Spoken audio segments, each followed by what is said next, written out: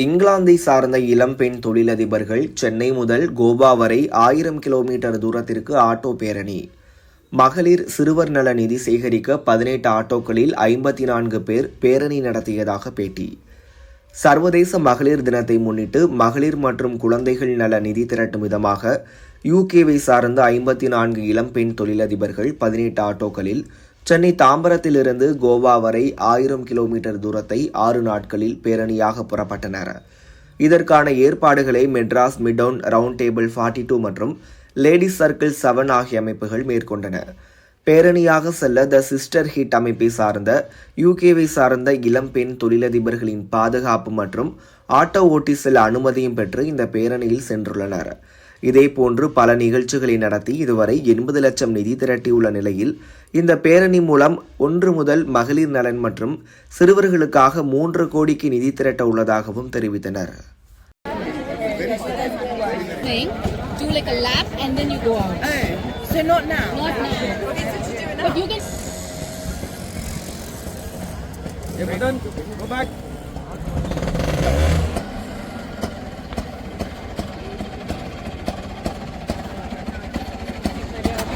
I can't get it in reverse, so I'll go around that way.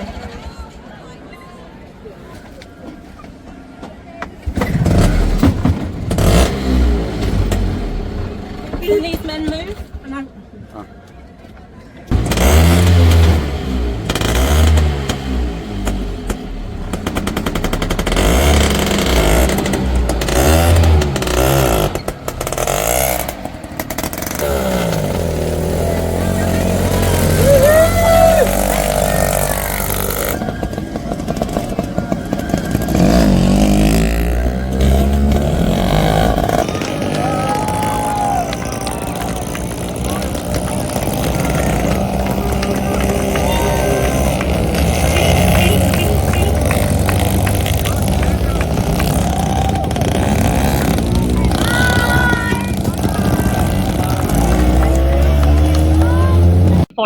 Madras midtown ladies circle 7 என்ற அமைப்பை சேர்ந்தவர்கள்.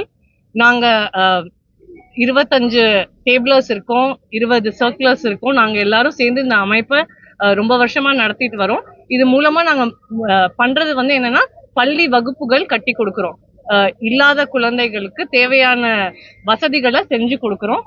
அது போக ரத்த முகாம், அப்புறம் டென்டல் கேம்ப்ஸ், ஐ கேம்ப்ஸ் எல்லாமே பண்ணி நிறைய ஹெல்ப் பண்ணிட்டு வரோம். இந்த தடவை மகளிர் தினத்தை முன்னிட்டு நாங்க சிஸ்டர்ஹுட் குரூப்னு யூகே யுனைடெட் கிங்டம்ல இருந்து ஒரு குரூப் ஆஃப் லேடிஸ் கூட்டிட்டு வந்திருக்கோம். ஸோ இந்த மகளிருக்காக நிதி திரட்டுறதுக்காண்டி வந்திருக்காங்க. ஸோ ஒரு 18 ஆட்டோல, ஒரு ஆட்டோல 3 பேர் விகிதத்துக்கு 54 பேர் வந்திருக்காங்க. அவங்க எல்லாரும் ஆட்டோ ஓட்டி அதன் மூலமா நிதி திரட்டி தரப்போறாங்க. ஆல்ரெடி கிட்டத்தட்ட ஒரு 80 லட்சம் திரட்டி இருக்கோம். 3 கோடி திரட்டுறது தான் எங்களோட இலக்கு. இந்த காசை வச்சு நாங்க என்ன பண்ண போறோம்னா, ரத்த சோகை இருக்க, அதாச்சும் குழந்தை பிறந்ததுக்கு அப்புறமாட்டி நிறைய பெண்களுக்கு ரத்த குறைவு இருக்கு இல்லையா, அதுக்கு ஹெல்ப் பண்றதுக்காண்டி மெயினா ஒரு பெரிய இனிஷியேட்டிவ் பண்ணிட்டு இருக்கோம். அது போக பெண்களுக்கு வருமானம் திரட்டுறதுக்கு என்னென்ன தேவையோ அதுக்கு தேவையான கடைகள் வச்சு தரதுக்கோ, கார்ட் வச்சு தரதுக்கோ, அவங்களுக்கு ஸ்கில் டெவலப்மெண்ட்க்கு ஹெல்ப் பண்ண போறோம். அந்த ஸ்கில்லிங் பண்றதன் மூலமா பெண்களுக்கு வருமானம் ஏற்படுத்தி தரதுக்காண்டி இந்த இனிஷியேட்டிவ் பண்ண போறோம். அது போக இன்னும் நிறைய கிளாஸ் ரூம்ஸ் கட்டி கொடுக்க போறோம். பள்ளி வகுப்புகள் இந்த மெட்ராஸ் சேவா சதன் அமைப்போட நாங்க ரொம்ப வருஷமா டைப்ல 20க்கும் மேற்பட்ட கிளாஸ் ரூம்ஸ் கட்டி கொடுத்துருக்கோம். இப்ப இதன் மூலமாக இன்னும் ஜாஸ்தி கிளாஸ் ரூம்ஸ் கட்டி தர போறோம். ஒரு கிளாஸ் ரூம் கட்டுறதுக்கு கிட்டத்தட்ட 15 ல இருந்து 20 லட்சம் ஆகும். ஸோ அதனால இந்த காசை வச்சு நாங்க பள்ளி வகுப்புகள் கட்டி தர போறோம். இன்னைக்கு எங்க இருந்து துவங்கி எந்த வழியா எவ்வளவு கிலோமீட்டர் அவங்க ஆட்டோ ரைட் பண்ண போறாங்க, கோவாவை இன்னைக்கு எத்தனை நாள்ல போய் அடைய போறாங்க, இவங்க எப்படி மகிழ்ச்சியா அதை ஃபீல் பண்றாங்க, அதை பத்தி கேட்டு நீங்க சொல்லுங்க. Okay. So we want to know how long is the leave going to be from Chennai to Goa? Okay. So from Chennai to Goa, and it's taking us 6 days. So we should finish next Wednesday evening. should finish. So அவங்க மொத்தம் 1000 kilometre ஆட்டோல ஓட்ட போறாங்க. ஆறு ஆறு நாள். So இன்னைக்கு துவங்கி புதன்கிழமை வரைக்கும் ஓட்ட போறாங்க.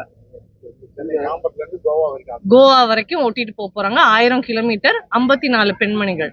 இந்த ஃபண்ட் வந்து குறிப்பிட்ட பள்ளிக்காக சேகரிக்கிறீங்களா இல்ல அனைத்து தமிழ்நாட்டுல இருக்க இல்ல இந்தியாவுல இருக்க பள்ளி மாணவர்களுக்காக கட்டடம் கட்டுறீங்களா இல்ல குறிப்பாக இந்த சேவாசத ஸ்கூலுக்கு மாத்திரம் கட்டடம் கட்டுறீங்களா? இங்க சேவா சதனே 2-3 அமைப்புகள் வச்சிருக்காங்க. அவங்களோட நாங்க ரொம்ப வருஷமா டைஅப்ல 20க்கும் மேற்பட்ட கிளாஸ் ரூம்ஸ் ஆல்ரெடி கட்டியிருக்கோம். ஸோ அவங்களுக்கும் பண்ணி கொடுக்க போறோம். அது போக எக்ஸ்ட்ரா நிதி இருந்துச்சுன்னா தேவையான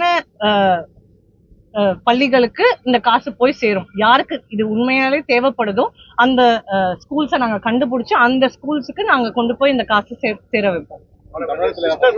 அவங்கள பத்தி 2 வார்த்தை. Okay. They want to know about Sisterhood Group. What she said.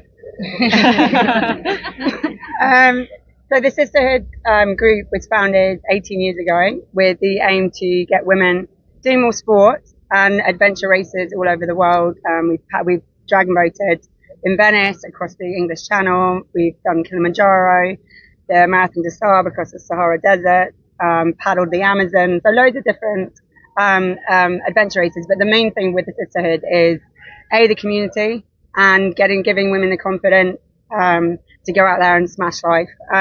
And also the main thing is every event we do is raising money for various women and children's charities. And I think we are about 1.5 million to date so far, English pounds.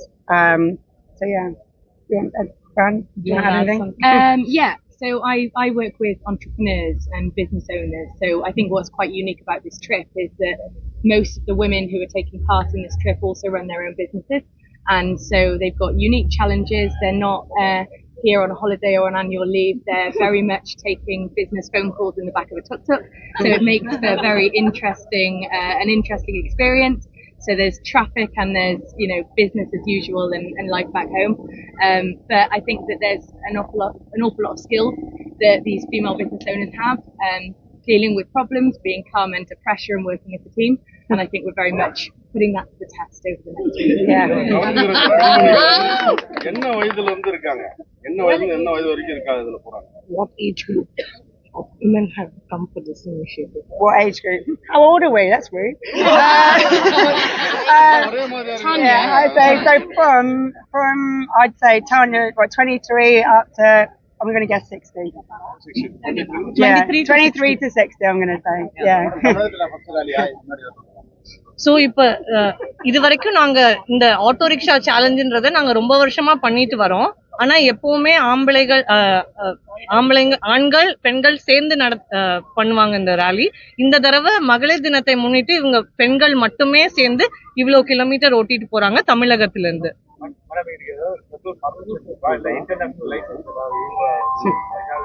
இவங்க எல்லாரும் international riding permit வச்சிருக்காங்க. But இது வந்து பிரின்ஸ்லின்னு சொல்லிட்டு ஒருத்தர் வந்து ரொம்ப வருஷமா எங்களுக்கு ஹெல்ப் பண்ணி ரன் பண்ணி கொடுத்துருக்காரு. ஸோ இதுக்கு எசென்ஷியல் பெர்மிஷன்ஸ் எல்லாமே அவர் வாங்கிட்டாரு, எங்களோட சார்பில் வாங்கி இதை வருஷம் அவர் தான் எங்களுக்கு நடத்தி கொடுக்க ஹெல்ப் பண்றாரு.